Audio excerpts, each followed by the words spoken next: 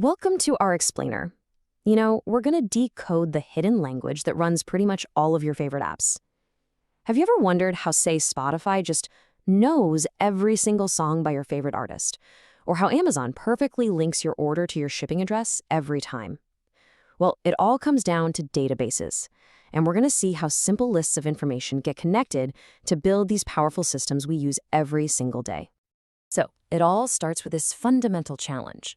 Data, a lot of the time, lives in separate, isolated lists, right? You might have one list of all your customers and a totally separate list of all their orders. Now, to make any of that information useful, you gotta connect them. So let's dive into exactly how that works. Okay, imagine our data starts out looking something like this. On one side, we've got user info, and on the other, we've got profile info. Right now, they're just two independent lists, kind of floating in space. They don't even know the other one exists. To make them actually work together, we need to build a bridge. We need to create what are called relationships. All right, let's kick things off with the simplest, most direct connection you can make, the one-to-one relationship. This is basically a direct, exclusive link. For every single item in that first table, there is exactly one corresponding item over in the second table. It's a perfect match. But how do we actually build this link inside the database? Well, the answer comes down to two absolutely crucial concepts. First up, every table needs what we call a primary key. The easiest way to think about this is like a unique ID number for every single row, kind of like a social security number or a student ID. It's the one thing that guarantees every single entry is totally distinct. And the second piece of the puzzle is something called a foreign key. Now, this sounds way more complicated than it is. It's simply a copy of the primary key from one table that we literally just place into the other table. It acts like a reference, a signpost. It's the bridge that connects the two. So the whole process is really just this simple. You take that unique ID from one table and you plant it in the other. That's it. That one action is what creates the link.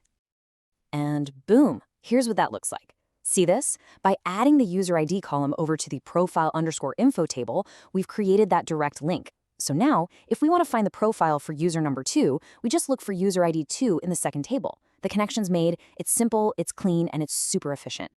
Okay, so now that we've got that down, let's level up and look at a much more common and way more powerful scenario, the one-to-many relationship.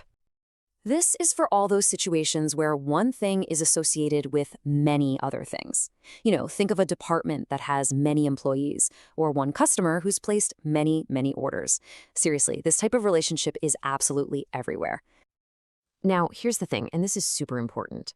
To make this work, there is one golden rule you absolutely must follow. This isn't a suggestion. It's pretty much the law of the database land.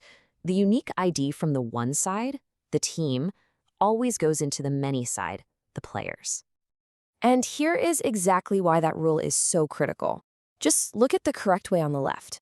Each employee gets one single department ID. It's neat, it's organized, every cell has one value. But if you tried to do it the wrong way, like you see on the right, well, you'd have to cram a whole list of employee IDs into one single box for the department. That's a total mess, it's inefficient, and it basically breaks the entire way databases are designed to work. So here's how it looks in the real world. You see, each employee now has a department ID column. This beautifully links every single employee back to their one department.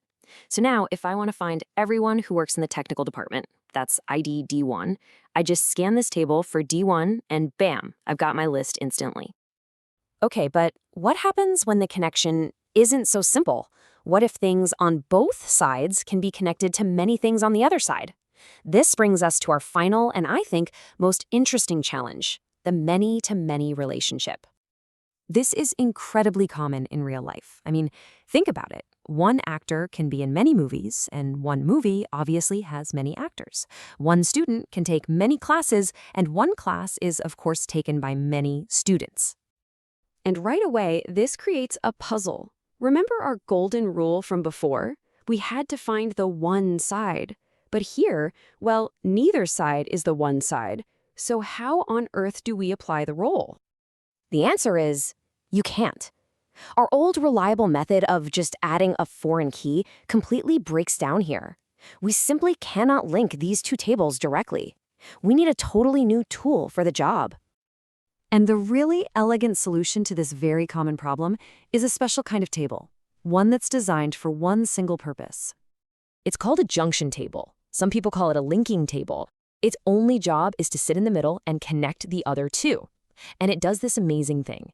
It cleverly transforms one impossible many-to-many problem into two simple, easy-to-solve one-to-many problems. So let's break down how this works. Right there in the middle, we have our junction table. Let's call it enrollment. And look, it contains nothing but the primary keys from the student table and the course table.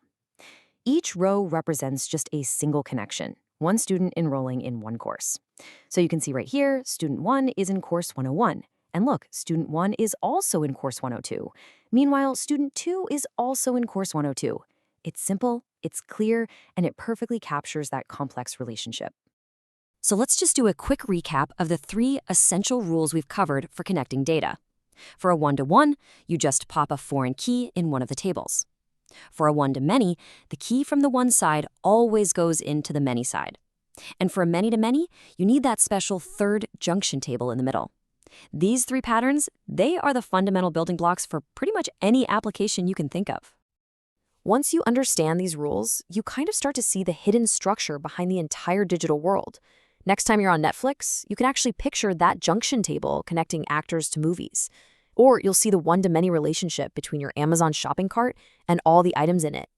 You now speak the basic language of data. That's our explainer for today. Thanks so much for watching.